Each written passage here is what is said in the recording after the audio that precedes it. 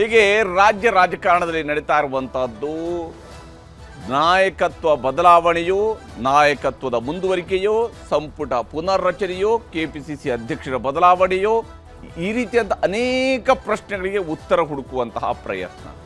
ಸಂಪುಟ ಪುನರ್ರಚನೆ ಆಗಲೇಬೇಕು, ಇದು ಕಾಂಗ್ರೆಸ್ ಶಾಸಕರ ಬಯಕೆ. ಸಿಎಂ ಬದಲಾವಣೆ ಆಗಲೇಬೇಕು, ಇದು ಡಿಸಿಎಂ ಸೇರಿದಂತೆ ಅವರ ಆಪ್ತರ ಬಯಕೆ. ಸಿಎಂ ಮುಂದುವರಿಬೇಕು, ಇದು ಸಿದ್ದರಾಮಯ್ಯನವರ ಆಪ್ತರ ಬಯಕೆ. ಹೀಗೆ ನಾನಾ ಬಯಕೆಗಳು ಕಾಂಗ್ರೆಸ್ನಲ್ಲಿ ಮನೆ ಮಾಡಿದ್ದಾವೆ. ಇದಕ್ಕೆ ಅಂತಿಮವಾದಂತಹ ಮುದ್ರೆ ಬೀಳಬೇಕಾಗಿರುವಂಥದ್ದು ಹೈಕಮಾಂಡ್ ಮೂಲಕ. ಕಾಂಗ್ರೆಸ್ ಕುರ್ಚಿ ಕದನ ನಡೀತಾ ಇದೆ. ದೆಹಲಿ ಪಿಚ್ನಲ್ಲಿ ಫೈನಲ್ ಆಟ ಈಗಾಗಲೇ ಶುರುವಾಗಿದೆ. ದೆಹಲಿಯಲ್ಲಿ ಈಗ ಫೈನಲ್ ಆಟ ನಡೀತಾ ಇದೆ. ಹೈಕಮಾಂಡ್ ನಾಯಕರಿಂದ ಹೈ ವೋಲ್ಟೇಜ್ ಸಭೆಗಳನ್ನು ನಡೆಸಲಾಗ್ತಾ ಇದೆ. ಈ ಸಭೆಗಳ ಮೂಲಕವಾಗಿ ಇವತ್ತೇ ನಿರ್ಧಾರವೋ ಅಥವಾ ಇನ್ನೂ 2-3 ದಿನಗಳಲ್ಲಿ ಘೋಷಣೆ ಆಗುತ್ತಾ ಅನ್ನುವಂತಹ ಪ್ರಶ್ನೆ ಇದ್ದೇ ಇದೆ, ಕುತೂಹಲ ಇದ್ದೇ ಇದೆ. ಯಾಕಂದ್ರೆ ಇವತ್ತು ಬೆಳಗ್ಗೆಯಿಂದ ಕೂಡ ಸಿದ್ದರಾಮಯ್ಯ ಹಾಗೂ ಮಧ್ಯಾಹ್ನದ ಬಳಿಕ ಡಿಕೆಶಿ ಜೊತೆಗೆ ಸಭೆಯನ್ನು ನಡೆಸಲಾಗ್ತಾ ಇದೆ. ರಾಹುಲ್ ಗಾಂಧಿ, ಡಿಕೆ ಶಿವಕುಮಾರ್ ಅವರ ನಡುವಿನ 1-to-1 ಸಭೆ ಈಗ ಶುರುವಾಗಿರುವಂಥದ್ದು. ಶಿವಕುಮಾರ್ ಅವರ ಮಾತುಗಳನ್ನು ಕೂಡ ರಾಹುಲ್ ಗಾಂಧಿ ಅವರು ಕೇಳಿಸ್ಕೊಳ್ತಾ ಇದ್ದಾರೆ. ಈಗಾಗಲೇ ಸಿದ್ದರಾಮಯ್ಯನವರ ಜೊತೆಗೆ ಲಂಚ್ಗೂ ಮುಂಚಿತವಾಗಿ ಒಂದು ಮೀಟಿಂಗ್ ಅನ್ನು ಮಾಡಿದ್ರು ರಾಹುಲ್ ಗಾಂಧಿ. ಅದಾದ ನಂತರ ಇಂದಿರಾ ಭವನದಿಂದ ಅವರು ತಮ್ಮ ಮನೆಗೆ ತೆರಳಿ ಊಟ ಮುಗಿಸ್ಕೊಂಡು ಮತ್ತೆ ಬಂದಿದ್ದಾರೆ ಪಕ್ಷದ ಕಚೇರಿಗೆ. ಅಲ್ಲಿ ಈಗ ಶಿವಕುಮಾರ್ ಅವರ ಜೊತೆಗೆ 1-to-1 ಮೀಟಿಂಗ್ ನಡೀತಾ ಇದೆ. ಶಿವಕುಮಾರ್ ಅವರ ಜೊತೆಗೆ ರಾಹುಲ್ ಗಾಂಧಿ ಅವರ 1-to-1 ಮೀಟಿಂಗ್ ಬಹಳ ಸಮಯದ ನಂತರ ನಡೀತಾ ಇರುವಂಥದ್ದು. ಯಾಕಂದ್ರೆ ಶಿವಕುಮಾರ್ ಅವರು ಕಳೆದ ಆಲ್ಮೋಸ್ಟ್ 1 ವರ್ಷದ ನಂತರ ರಾಹುಲ್ ಗಾಂಧಿ ಅವರ ಜೊತೆಗೆ ನೇರವಾಗಿ 1-to-1 ಮಾತುಕತೆಗೆ ಪ್ರಯತ್ನ ಪಡ್ತಾನೆ ಇದ್ರು, ಆದರೆ ಅದಕ್ಕೆ ಅವಕಾಶಗಳು ಸಿಕ್ಕಿರಲಿಲ್ಲ. ಆದರೆ ಈಗ ಕುರ್ಚಿ ಕ್ಲೈಮ್ಯಾಕ್ಸ್ನ ಈ ಹಂತದಲ್ಲಿ ಈಗ ಸಮಸ್ಯೆಗಳನ್ನು ಬಗೆಹರಿಸುವಂತಹ ನಿಟ್ಟಿನಲ್ಲಿ ರಾಹುಲ್ ಗಾಂಧಿ ಅವರ ಎಂಟ್ರಿ ಆಗಿದೆ. ರಾಹುಲ್ ಗಾಂಧಿ ಅವರ ಜೊತೆಗೆ ಶಿವಕುಮಾರ್ ಅವರ 1-to-1 ಮೀಟಿಂಗ್ ನಡೆದಿದೆ. ಹಾಗಾದ್ರೆ ಏನೆಲ್ಲ ಮೀಟಿಂಗ್ಗಳು ಇವತ್ತು ನಡೀತಾ ಹೋಗಿದ್ದಾವೆ, ಯಾವ ಸ್ವರೂಪದಲ್ಲಿ ದೆಹಲಿಯಲ್ಲಿ ಆಟಗಳು ನಡೆದಿದ್ದಾವೆ, ಈ ಕುರ್ಚಿಯ ಗುಟ್ಟು ಈಗ ಏನಾಗ್ತಾ ಇದೆ ಅನ್ನೋದನ್ನು ನಾವು ಗಮನಿಸಬೇಕು. ಇವತ್ತು ಹೈಕಮಾಂಡ್ ಮಟ್ಟದಲ್ಲಿ ಮೊದಲ ಮೀಟಿಂಗ್ ನಡೆಯುತ್ತೆ ದೆಹಲಿಯ ಇಂದಿರಾ ಭವನದಲ್ಲಿ. ಅದರಲ್ಲಿ ಈ 4 ಮಂದಿ ಇರ್ತಾರೆ. ರಾಜ್ಯ ಕಾಂಗ್ರೆಸ್ ಬೆಳವಣಿಗೆಗಳ ಬಗ್ಗೆ ಮಾಹಿತಿ ವಿನಿಮಯ ಆಗುತ್ತೆ, ಚರ್ಚೆಗಳನ್ನು ಮಾಡ್ಕೊಳ್ತಾರೆ. ಕರ್ನಾಟಕದ ಕಾಂಗ್ರೆಸ್ನಲ್ಲಿ ಆಗ್ತಾ ಇರುವಂತಹ ಬೆಳವಣಿಗೆಗಳು, ಯಾವ ನಾಯಕರುಗಳ ಕಡೆಯಿಂದ ಎಂತಹ ಅಭಿಪ್ರಾಯಗಳು ವ್ಯಕ್ತವಾಗ್ತಾ ಇದ್ದಾವೆ, ಯಾವ ನಾಯಕರುಗಳ ನಿರೀಕ್ಷೆ ಏನಿದೆ, ಶಾಸಕರ ನಿರೀಕ್ಷೆ ಏನಿದೆ, ಎಲ್ಲಕ್ಕಿಂತ ಹೆಚ್ಚಾಗಿ ಈ ರಾಜ್ಯದ ಜನರ ನಿರೀಕ್ಷೆ ಏನಿದೆ, ನಾಯಕತ್ವ ಬದಲಾವಣೆ ಮಾಡೋದಾ ಅಥವಾ ಬೇಡವಾ ಅನ್ನುವ ವಿಚಾರದಲ್ಲೂ ಕೂಡ ಈ 4 ಜೊತೆ ಸೇರಿ ಚರ್ಚೆಯನ್ನು ನಡೆಸಿದ್ದಾರೆ. ಮಲ್ಲಿಕಾರ್ಜುನ ಖರ್ಗೆ ಅವರು ಕರ್ನಾಟಕದವರೇ, ಹಾಗಾಗಿ ಅವರಿಗೆ ಕರ್ನಾಟಕದ ಸಂಪೂರ್ಣ ರಾಜಕಾರಣ, ಕರ್ನಾಟಕದ 224 ವಿಧಾನಸಭಾ ಕ್ಷೇತ್ರಗಳ ಬಗ್ಗೆ ಅವರಿಗೆ ಬೇರೆ ಯಾವುದೋ ಸ್ಪೆಷಲ್ ರಿಪೋರ್ಟ್ಗಳು ಬೇಕಾಗಿಲ್ಲ. ಅವ್ರಿಗೆ ಅವರದೇ ಆದಂಥ ಅನುಭವದ ಮೂಲಕವಾಗಿ ಈ ರಾಜ್ಯದಲ್ಲಿ ಏನಾಗ್ತಾ ಇದೆ, ಈ ರಾಜ್ಯದ 224 ಕ್ಷೇತ್ರಗಳ ಸ್ಥಿತಿಗತಿಗಳ ಬಗ್ಗೆಯೂ ಕೂಡ ಸಂಪೂರ್ಣ ಮಾಹಿತಿ ಇರುವಂತಹ ನಾಯಕ. ಹಾಗೆಯೇ ಅವ್ರ ಜೊತೆಗೆ ರಾಜ್ಯದ ಈಗಿನ ಉಸ್ತುವಾರಿ ಮತ್ತು ರಾಜ್ಯದ ಹಿಂದಿನ ಉಸ್ತುವಾರಿ ಅವರುಗಳು ಕೂಡ ಇರೋದ್ರಿಂದಾಗಿ ಇವರೆಲ್ಲರಿಗೂ ಕೂಡ ಕರ್ನಾಟಕದ ರಾಜಕಾರಣ ಬಹಳ ಪರಿಚಿತವಾಗಿದೆ. ಸಂಪುಟಕ್ಕೆ ಸರ್ಜರಿ ಮಾಡೋದಾ ಬೇಡವಾ ಅನ್ನುವಂಥ ವಿಚಾರದಲ್ಲಿ ರಾಹುಲ್ ಗಾಂಧಿ ಅವರ ಜೊತೆಗೆ ಈ 3 ಕೂಡ ಚರ್ಚೆಯನ್ನು ನಡೆಸಿದ್ದಾರೆ, ಮಾತುಕತೆಗಳನ್ನು ನಡೆಸಿದ್ದಾರೆ. ವಿಶೇಷವಾಗಿ ಕರ್ನಾಟಕದ ಬೆಳವಣಿಗೆಗಳಿಗೆ ಸಂಬಂಧಪಟ್ಟಂತಹ ಸಂಪೂರ್ಣ ಮಾಹಿತಿಯನ್ನು ಪಡೆದುಕೊಂಡು ಅದರ ಬಗ್ಗೆ ಚರ್ಚೆಯನ್ನು ನಡೆಸಿದ್ದಾರೆ. ವಿಶೇಷವಾಗಿ ರಾಜ್ಯದಲ್ಲಿ ಆಡಳಿತಕ್ಕೆ ಸಂಬಂಧಿಸಿರ್ತಕ್ಕಂತಹ ವಿಚಾರಗಳು, ಶಾಸಕರುಗಳಿಂದ ವ್ಯಕ್ತವಾಗ್ತಾ ಇರುವಂತಹ ಅಭಿಪ್ರಾಯಗಳು ಮತ್ತು ಈ ಗೊಂದಲ ಇದೇ ರೀತಿಯಾಗಿ ಮುಂದುವರೆದರೆ ಮುಂದೇನಾಗಬಹುದು ಅನ್ನುವ ನಿಟ್ಟಿನಲ್ಲೂ ಕೂಡ ಚರ್ಚೆಗಳು ನಡೆದಿದ್ದಾವೆ. ವಿಶೇಷವಾಗಿ ರಾಹುಲ್ ಗಾಂಧಿ ಅವರ ಜೊತೆಗೆ ನಡೆದಂತಹ ಮೀಟಿಂಗ್ಗೆ ಒಂದು ಮೊದಲ ಹಂತದಲ್ಲಿ 4 ಮೀಟಿಂಗ್ ಆದ ನಂತರ ಅದಾದ ಮೇಲೆ 5 ನಡುವೆ ಮೀಟಿಂಗ್ ನಡೆದಿದೆ. ಅದರಲ್ಲಿ ಮಲ್ಲಿಕಾರ್ಜುನ ಖರ್ಗೆ ಅವರ ಅಧ್ಯಕ್ಷತೆಯಲ್ಲಿ ನಡೆದಿರ್ತಕ್ಕಂತಹ ಸಭೆಯಲ್ಲಿ ರಾಹುಲ್ ಗಾಂಧಿ, ರಣದೀಪ್ ಸಿಂಗ್ ಸುರ್ಜೇವಾಲಾ, ಕೆ.ಸಿ. ವೇಣುಗೋಪಾಲ್ ಅವರ ಜೊತೆಗೆ ಸಿಎಂ ಸಿದ್ದರಾಮಯ್ಯನವರು ಕೂಡ ಭಾಗಿಯಾಗಿದ್ದರು. ಕರ್ನಾಟಕದ ಸ್ಥಿತಿಗತಿಗಳ ಬಗ್ಗೆ ಖುದ್ದು ಮುಖ್ಯಮಂತ್ರಿ ಸಿದ್ದರಾಮಯ್ಯನವರಿಂದ ಮಾತ್ರನೇ, ಅಂದರೆ ಇದು ನೇರವಾಗಿ ಸರ್ಕಾರಕ್ಕೆ ಸಂಬಂಧಿಸಿರುವಂತಹ ವಿಚಾರಗಳು ಅನ್ನೋದರಲ್ಲಿ ಅನುಮಾನಗಳಿಲ್ಲ. ಅಂದರೆ ಇದು ಪಕ್ಷದ ವಿಚಾರಗಳಲ್ಲ, ಇದು ಸರ್ಕಾರದ ವಿಚಾರಗಳು ಅನ್ನುವಂಥದ್ದನ್ನ ಈ ಫೋಟೋ ಸ್ಪಷ್ಟವಾಗಿ ಹೇಳಿತ್ತು. ಯಾಕಂದರೆ ಇಲ್ಲಿ ಸಿಎಂ ಸಿದ್ದರಾಮಯ್ಯನವರು ಮಾತ್ರ ಇದ್ರು. ಕರ್ನಾಟಕ ಸರ್ಕಾರದ ಬಗ್ಗೆಗಿನ ವಿಚಾರಗಳನ್ನು ಚರ್ಚೆ ನಡೆಸಲಾಗಿದೆ. ಮುಖ್ಯಮಂತ್ರಿಯವರ ಜೊತೆಗೆ ಖುದ್ದಾಗಿ ಚರ್ಚೆ ನಡೆಸಲಾಗಿದೆ. ಕುರ್ಚಿ ಕಚ್ಚಾಟದ ಸಂಪೂರ್ಣ ಮಾಹಿತಿಯನ್ನು ಇದರಲ್ಲಿ ಸಂಗ್ರಹಿಸಿಕೊಳ್ಳಲಾಗಿದೆ. ಏನೇನು ನಡೀತಿದೆ ಕರ್ನಾಟಕದಲ್ಲಿ ಅನ್ನೋದರ ಬಗ್ಗೆ ಖುದ್ದು ಮುಖ್ಯಮಂತ್ರಿಯವರಿಂದಲೇ ವಿವರಣೆಗಳನ್ನು ಪಡ್ಕೊಳ್ಳಲಾಗಿದೆ. ವಿಶೇಷವಾಗಿ ಶಿವಕುಮಾರ್ ಅವರ ನಡೆ ಚಟುವಟಿಕೆಗಳ ಬಗ್ಗೆಯೂ ಕೂಡ ವಿವರಣೆಯನ್ನು ಪಡೆದುಕೊಳ್ಳಲಾಗಿದೆ. ಶಿವಕುಮಾರ್ ಅವರು ಅವರ ಆಸೆಗಳೇನು, ಅವರ ನಡೆ ಏನಿದೆ, ಅವರ ಚಟುವಟಿಕೆಗಳೇನಿದ್ದಾವೆ, ಪ್ರಾರ್ಥನೆ ಮತ್ತು ಪ್ರಯತ್ನ, ಈ ಮಾತುಗಳ ಫಲಾಫಲಗಳು ಏನೇನು ನಡೀತಾ ಇದ್ದಾವೆ, ಸಚಿವ ಸಂಪುಟದ ಪುನಾರಚನೆಗೆ ಇಲ್ಲಿ ಗಟ್ಟಿ ಧ್ವನಿಯಲ್ಲಿ ಸಿದ್ದರಾಮಯ್ಯನವರು ಪ್ರತಿಪಾದನೆಯನ್ನು ಮಾಡಿದ್ದಾರೆ. ಸಚಿವ ಸಂಪುಟದ ಪುನಾರಚನೆ ಆಗಬೇಕು, ಯಾಕಂದರೆ 2.5 ವರ್ಷ ನಂತರ ಹೊಸದಾಗಿ ಶಾಸಕರುಗಳಿಗೆ ಅವಕಾಶವನ್ನು ಕೊಡಬೇಕು. ಆ ಮೂಲಕ ಹೆಚ್ಚಿನ ಸಂಖ್ಯೆಯಲ್ಲಿ ಜನರಿಗೆ ಆಲ್ಮೋಸ್ಟ್ ಅಂದರೆ ಒಂದು ಸರ್ಕಾರ ಬಂದಾಗ ಆಲ್ಮೋಸ್ಟ್ 45ರಿಂದ 50 ಜನಕ್ಕಾದರೂ ಅಧಿಕಾರ ಸಿಕ್ಕಂತ ಆಗುತ್ತೆ.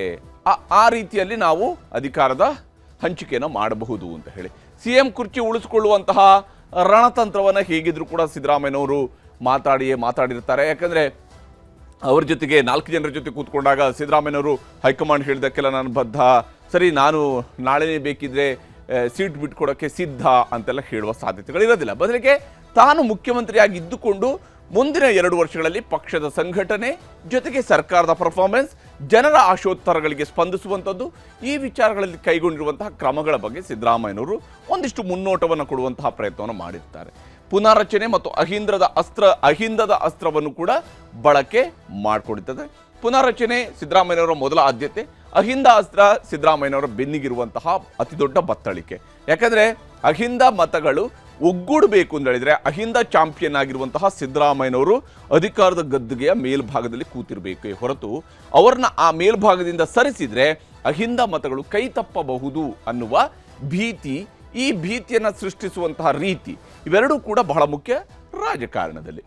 ಆ ಕೆಲಸಗಳು ಕೂಡ ನಡೆದಿರ್ತವೆ. OBC ಅಹಿಂದ ಮತ ಬ್ಯಾಂಕ್ ಬಗ್ಗೆ ವಿವರಣೆಯನ್ನು ನೀಡಿರ್ತಾರೆ. ವಿಶೇಷವಾಗಿ ಹಿಂದುಳಿದ ವರ್ಗಗಳವರ ಒಟ್ಟು ಮತ ಬ್ಯಾಂಕನ್ನು ಹೇಗೆ ಜೊತೆಯಾಗಿ ತೆಗೆದುಕೊಂಡು ಹೋಗೋದಕ್ಕೆ ಸಾಧ್ಯ ಆಗುತ್ತೆ, ಅಲ್ಪಸಂಖ್ಯಾತರು ಮತ್ತು ದಲಿತರ ಮತಗಳನ್ನು ಹೇಗೆ ಜೊತೆಯಾಗಿ ತೆಗೆದುಕೊಂಡು ಹೋಗೋದಕ್ಕೆ ಸಾಧ್ಯ ಆಗುತ್ತೆ ಅನ್ನೋದ್ರ ಬಗ್ಗೆ ಕೂಡ ಸಿದ್ದರಾಮಯ್ಯನವರು ವಿವರಣೆಯನ್ನು ನೀಡಿರ್ತಾರೆ. 2028ಕ್ಕೂ ಕೂಡ ಅಹಿಂದ ಮುಖ್ಯ. ಕರ್ನಾಟಕದಲ್ಲಿ ಕಾಂಗ್ರೆಸ್ ಮತ್ತೊಮ್ಮೆ ಅಧಿಕಾರಕ್ಕೆ ಬರಬೇಕು ಅಥವಾ ತನ್ನ ಅಧಿಕಾರವನ್ನು ಪುನರಾವರ್ತನೆ ಮಾಡ್ಕೊಳ್ಬೇಕು ಅಂತೇಳಿ ಆದರೂ ಕೂಡ ಆಗೆಲ್ಲ ಮುಖ್ಯ ಆಗುವಂಥದ್ದು ಅಹಿಂದ ಮತಗಳನ್ನು ಜೊತೆಗೆ ಇಟ್ಕೊಳ್ಬೇಕು ಅನ್ನುವಂತಹ ನಿಟ್ಟಿನಲ್ಲಿ ಸಿದ್ದರಾಮಯ್ಯನವರು ಮನವರಿಕೆಯನ್ನು ಮಾಡಿಕೊಂಡಿರ್ತಾರೆ. ಇದಾದ ಮೇಲೆ ಇನ್ನೊಂದು ಮೀಟಿಂಗ್ ನಡೆಯುತ್ತೆ ದೆಹಲಿಯಲ್ಲಿ. ಇದು ಬಹಳ ವಿಶೇಷವಾದಂತಹ ಮೀಟಿಂಗ್, ಬಹಳ ನಿರೀಕ್ಷೆಯನ್ನು ಹುಟ್ಟುಹಾಕಿದಂತಹ ಮೀಟಿಂಗ್ ಮತ್ತು ಈ ಮೀಟಿಂಗ್ನಲ್ಲಿ ಅತ್ಯಂತ ಪ್ರಮುಖವಾದಂತಹ ವಿಚಾರಗಳ ಬಗ್ಗೆ ನಿರ್ಧಾರಗಳು ಆಗಬಹುದು. ಇದು ಸಿದ್ದರಾಮಯ್ಯನವರು ಮತ್ತು ಲೋಕಸಭೆಯ ಪ್ರತಿಪಕ್ಷ ನಾಯಕರ ನಡುವೆ ನಡೆದಿರತಕ್ಕಂತಹ ಸಭೆ. ಸಚಿವ ಸಂಪುಟ ಪುನಾರಚನೆಗೆ ಅವಕಾಶವನ್ನು ಕೊಡಿ ಅನ್ನುವಂಥದ್ದನ್ನು ಸಿದ್ದರಾಮಯ್ಯನವರು ಖಂಡಿತವಾಗ್ಲೂ ಕೂಡ ಈ ಸಂದರ್ಭದಲ್ಲಿ ರಾಹುಲ್ ಗಾಂಧಿ ಅವರಿಗೆ ಮನವರಿಕೆ ಮಾಡುವಂತಹ ಪ್ರಯತ್ನವನ್ನು ಮಾಡಿರ್ತಾರೆ. ಆದರೆ ಒಂದು ಮಾತನ್ನು ಸಿದ್ದರಾಮಯ್ಯನವರು ಅತ್ಯಂತ ಕ್ಲಿಯರ್ ಆಗಿ ಕರ್ನಾಟಕದಲ್ಲಿ ಹೇಳ್ತಾ ಬಂದಿರುವಂಥದ್ದು ಮತ್ತು ತಮ್ಮ ಆಪ್ತರ ಜೊತೆಗೂ ಕೂಡ ಅವರು ಹಂಚಿಕೊಂಡಿರುವಂಥದ್ದು, ಇದು ಕೇವಲ ಹೊರಗಿನ ಮಾತಾಗಿ ಉಳಿದಿರಲಿಲ್ಲ, ಒಳಗಿನ ಮಾತಾಗಿಯೂ ಕೂಡ ಹೈಕಮಾಂಡ್ ಏನು ನಿರ್ಧಾರ ತೆಗೆದುಕೊಳ್ಳುತ್ತೆ ಅದಕ್ಕೆ ನಾನು ಬದ್ಧನಾಗಿರ್ತೇನೆ, ನನಗೆ ಅವಕಾಶವನ್ನು ನನ್ನ ಪಕ್ಷ ಮಾಡಿಕೊಟ್ಟಿದೆ, 2 ಬಾರಿ ಮುಖ್ಯಮಂತ್ರಿ ಆಗೋದಕ್ಕೆ ಅವಕಾಶ ಮಾಡಿಕೊಟ್ಟಿದೆ, ಹಾಗಾಗಿ ಈ ವಿಚಾರದಲ್ಲಿ ಹೈಕಮಾಂಡ್ ನಿರ್ಧಾರ ಅಂತಿಮ ಅನ್ನುವಂತಹ ವಿಷಯಗಳನ್ನು ಸಿದ್ದರಾಮಯ್ಯನವರು ಹೇಳ್ತಿರ್ತಾರೆ. ಆದರೆ ಸಚಿವ ಸಂಪುಟ ಪುನಾರಚನೆಗೆ ಸಿದ್ದರಾಮಯ್ಯನವರು ಅವಕಾಶವನ್ನು ಖಡಾಖಂಡಿತವಾಗಿ ರಾಹುಲ್ ಗಾಂಧಿ ಅವರ ಜೊತೆಗೆ ಕೇಳಿರ್ತಾರೆ.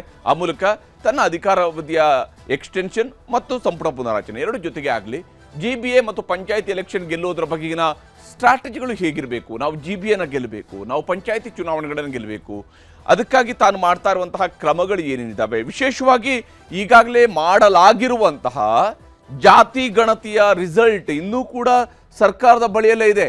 ಇದು ಮುಂದೆ ಸಿದ್ದರಾಮಯ್ಯನವರ ನೆರವಿಗೆ ಬರುವಂಥದ್ದೇ. ಹೀಗಾಗಿ ಸಿದ್ದರಾಮಯ್ಯನವರು ಈ ವಿಚಾರಗಳನ್ನು ಮುನ್ನೆಲೆಗೆ ತರುವಂತಹ ಪ್ರಯತ್ನವನ್ನು ಮಾಡಿರ್ತಾರೆ ಮತ್ತು ರಾಹುಲ್ ಗಾಂಧಿ ಕೂಡ ಜಾತಿ ಗಣತಿಯಂತಹ ವಿಚಾರಗಳಲ್ಲಿ ಬಹಳ ಉತ್ಸುಕರಾಗಿದ್ದಾರೆ.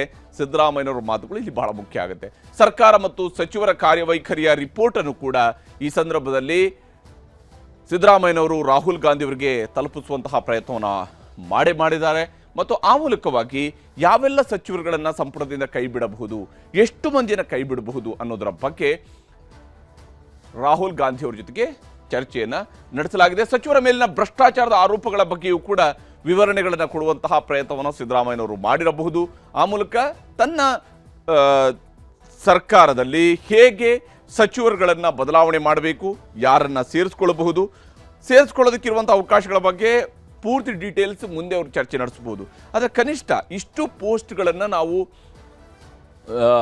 ವಿಕೆಟ್ ಮಾಡಿಸೋದು ಬಹಳ ಮುಖ್ಯ. ಇಷ್ಟು ಪೋಸ್ಟ್ಗಳಲ್ಲಿ ಖಾಲಿ ಆದರೆ ನಮಗೆ ಅವಕ್ಕೆ ಇಂತಿಷ್ಟು ಜನರನ್ನು ತಗೊಳ್ಬಹುದು ಅನ್ನೋದ್ರ ಬಗ್ಗೆ ಬಹುತೇಕ 16ರಿಂದ 18 ಶಾಸಕರ ಬದಲಾವಣೆ, ಸಚಿವರುಗಳ ಬದಲಾವಣೆ ಆಗುವಂತಹ ನಿರೀಕ್ಷೆ ಇದೆ. 16ರಿಂದ 18 ಸಚಿವರುಗಳನ್ನು ಬದಲಾಯಿಸಬಹುದು ಅಂತೇಳಿ.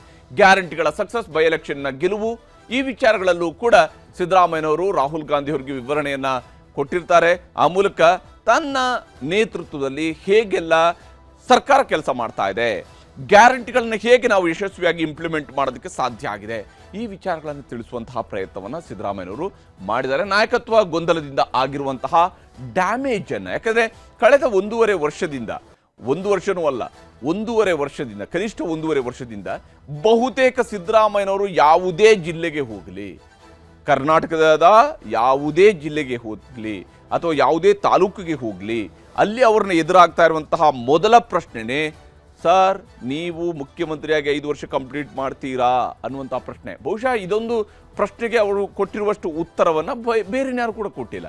ಹೀಗಿರುವಾಗ ಇಂತಹ ಗೊಂದಲಗಳು ಪಕ್ಷಕ್ಕೆ ಡ್ಯಾಮೇಜ್ ಮಾಡ್ತಾ ಇದೆ ಅನ್ನುವಂಥದ್ದು ಸಿದ್ದರಾಮಯ್ಯನವರು ಕೂಡ ಗೊತ್ತಿರುವ ವಿಚಾರಣೆ. ಇದೇ ಕಾರಣಕ್ಕಾಗಿ 2028ರ ವಿಧಾನಸಭೆ ಮತ್ತು 2029ರ ಲೋಕಸಭೆಯ ಚುನಾವಣೆಗಳನ್ನು ಟಾರ್ಗೆಟ್ ಮಾಡಿಕೊಂಡು ನಾವು ಗೆಲ್ಲೋದಕ್ಕೆ ಏನು ಮಾಡಬಹುದು ಅನ್ನೋದರ ಬಗ್ಗೆ ಸಿದ್ದರಾಮಯ್ಯನವರು ಮಾತುಕತೆಯನ್ನ ರಾಹುಲ್ ಗಾಂಧಿ ಅವರ ಜೊತೆಗೆ ಆಡಿರ್ತಾರೆ. ಮತ್ತು ವಿಶೇಷವಾಗಿ ಈ ಸಂದರ್ಭದಲ್ಲಿ ನಿಚ್ಚಳವಾಗಿಯೂ ಕೂಡ ಕೆಪಿಸಿಸಿ ಅಧ್ಯಕ್ಷ ಸ್ಥಾನದಲ್ಲಿ ಬದಲಾವಣೆಗಳನ್ನ ಬಹುತೇಕ ಸಿದ್ದರಾಮಯ್ಯನವರು ಬಯಸಿರ್ತಾರೆ. ಯಾಕಂದ್ರೆ ಕೆಪಿಸಿಸಿ ಅಧ್ಯಕ್ಷರು ಬದಲಾದರೆ ಮಾತ್ರ 28 ಮತ್ತು 29ರ ಚುನಾವಣೆಗಳನ್ನು ಗೆಲ್ಲಬಹುದು ಅನ್ನೋದರ ಬಗ್ಗೆ ಸಿದ್ದರಾಮಯ್ಯನವರ ಆಪ್ತ ವಲಯದಲ್ಲಿ ಒಂದು ಬಲವಾದ ನಂಬಿಕೆ ಇದೆ. ಅದಕ್ಕೆ ಅವರದೇ ಆದಂತಹ ಕಾರಣಗಳು ಕೂಡ ಇದ್ದಾವೆ. ಹಾಗೆಯೇ ರಾಜ್ಯದಲ್ಲಿರುವಂತಹ ಬಿಜೆಪಿ ಮತ್ತು ಜೆಡಿಎಸ್ ಪಕ್ಷಗಳ ಸ್ಥಿತಿಗತಿ, ಅವರ ಮೈತ್ರಿಯಿಂದ ತಮಗೆ ಎದುರಾಗಬಹುದಾಗಿರುವಂತಹ ಸವಾಲುಗಳು, ಈ ವಿಚಾರದಲ್ಲೂ ಕೂಡ, ಯಾಕಂದ್ರೆ ಅಂತಿಮವಾಗಿ ವಾಸ್ತವವನ್ನ ಮಾತನಾಡಬೇಕಾಗುತ್ತೆ. ಕೇವಲ ಆಶಾ ಗೋಪುರದೊಂದಿಗೆ ಇಲ್ಲ ಬಿಜೆಪಿ ಲೆಕ್ಕಕ್ಕಿಲ್ಲ, ಜೆಡಿಎಸ್ ಲೆಕ್ಕಕ್ಕಿಲ್ಲ ಅಂತೇಳಿ ಕೂತ್ಕೊಳ್ಳುವಂತಹ ಸ್ಥಿತಿಯಲ್ಲಿ ಕಾಂಗ್ರೆಸ್ನವರು ಕೂಡ ಇಲ್ಲ. ಬಿಜೆಪಿ ಮತ್ತು ಜೆಡಿಎಸ್ ಜೊತೆಗೂಡಿರುವಂಥದ್ದು ಒಂದು ದೊಡ್ಡ ಫೋರ್ಸ್ ಆಗಿ 224 ವಿಧಾನಸಭಾ ಕ್ಷೇತ್ರಗಳ ವ್ಯಾಪ್ತಿಯಲ್ಲೂ ಕೂಡ ಮುಂದಿನ ಚುನಾವಣೆಯಲ್ಲಿ ಕಾಂಗ್ರೆಸ್ ಸವಾಲನ್ನು ಎದುರಿಸಬೇಕಾಗುತ್ತೆ. ಹೀಗಾಗಿನೇ ಈ 2 ಪಕ್ಷಗಳ ಸ್ಥಿತಿಗತಿಯ ಬಗ್ಗೆಯೂ ಕೂಡ ಸಿದ್ದರಾಮಯ್ಯನವರು ರಾಹುಲ್ ಗಾಂಧಿ ಅವರಿಗೆ ಮನವರಿಕೆ ಮಾಡಿಕೊಡುವಂತಹ ಪ್ರಯತ್ನವನ್ನು ಮಾಡಿರ್ತಾರೆ. ಇದಾದ ಮೇಲೆ ಇನ್ನೊಂದು ಮೀಟಿಂಗ್ ನಡೆದಿದೆ ಹೈಕಮಾಂಡ್ ಮಟ್ಟದಲ್ಲಿ. ಬದಲಾವಣೆಯ ಸಾಧಕ ಬಾಧಕಗಳ ಬಗ್ಗೆಯೂ ಕೂಡ ಚರ್ಚೆಯನ್ನ ನಡೆಸಲಾಗಿದೆ.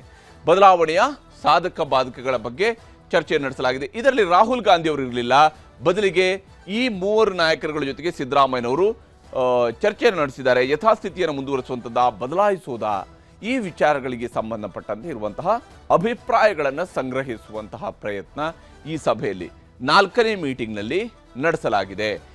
ಇದರಲ್ಲಿ ಬಹಳ ಮುಖ್ಯವಾಗಿ ಈ 3 ನಾಯಕರುಗಳಲ್ಲಿರುವಂಥದ್ದು ಯಾವಾಗ ಏನು ತೀರ್ಮಾನ ಆಗಬೇಕು, ಬದಲಾವಣೆ ಮಾಡೋದಿದ್ರೆ ಹೇಗೆ, ಬದಲಾವಣೆ ಮಾಡದೇ ಇದ್ರೆ ಹೇಗೆ, ಬದಲಾವಣೆ ಮಾಡದೇ ಇದ್ರೆ ಏನು ಬದಲಾವಣೆಗಳನ್ನು ಸರ್ಕಾರದ ಮಟ್ಟದಲ್ಲಿ ತರಬೇಕು, ಪಕ್ಷದಲ್ಲಿ ತರಬೇಕು, ತಕ್ಷಣವೇ ಇದರ ಬಗ್ಗೆ ಘೋಷಣೆ ಮಾಡೋದಾ ಅಥವಾ ಬೇಡವಾ, ಈಗಿನ ಕಾಲ ಅದಕ್ಕೆ ಪಕ್ವವಾಗಿದೆಯಾ ಇಲ್ವಾ, ರಾಜಕಾರಣದಲ್ಲಿ ಇವೆಲ್ಲವನ್ನು ಕೂಡ ಗಮನಿಸಲಾಗತ್ತೆ.